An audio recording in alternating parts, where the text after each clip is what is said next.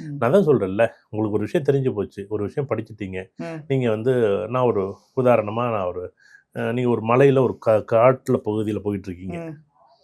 ஒரு பலகையில் என்னமோ எழுதியிருக்கு. நீங்கள் என்ன பண்ணுறீங்க, ஏதோ ஒன்று எழுதியிருக்கு, உங்களுக்கு தமிழில் எழுதலை, ஏதோ ஒரு மொழியில் எழுதியிருக்கு. ம். நீங்கள் உள்ளார போய்கிட்டே இருக்கிறீங்க. ம். உள்ளார போனோடனே அங்கே வந்து பார்த்தீங்கன்னா அந்த காட்டுக்குள்ள சிங்கம், புலி, கரடி எல்லாம் நிற்கிது. ம். அங்கே ஒருத்தர் மரத்து மேலே உட்காந்துட்டு, ஏன்ப்பா வெளியில் ஒரு போர்டு இருக்குது, நீ படிக்கலையான்னு கேட்குறாரு. ம். அங்கே என்னமோ எழுதியிருக்கு, எனக்கு தெரியாமல் வந்துட்டேன் அப்படிங்கிறாரு. ம். இன்னொருத்தர் என்ன பண்ணுறாரு, வெளியில் போகும்போது அந்த மொழி தெரிஞ்சிருக்கு, ஏதோ ஒரு மொழி, இங்கிலீஷோ, ஹிந்தியோ, தெலுங்கு, மலையாளமோ, கன்னடமோ. அவர் படிச்சுட்டு அங்கே உள்ளார காட்டுகளே போகல.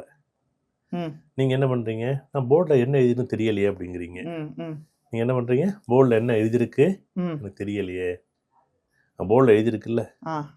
போர்டில் எழுதி தெரிஞ்சிருந்துச்சா நீங்கள் உள்ளார போவீங்களா? அவ்வளோதான் வாழ்க்கை. படிக்க தெரிஞ்சிருந்தா, படிச்சிருந்தா, படிப்பு மட்டும்தான் என் வாழ்க்கையை மாற்றும்.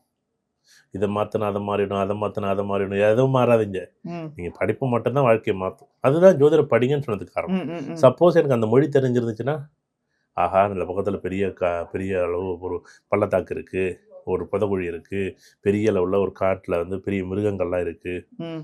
அப்படின்னு எழுதியிருக்கு, நான் போக மாட்டோம்.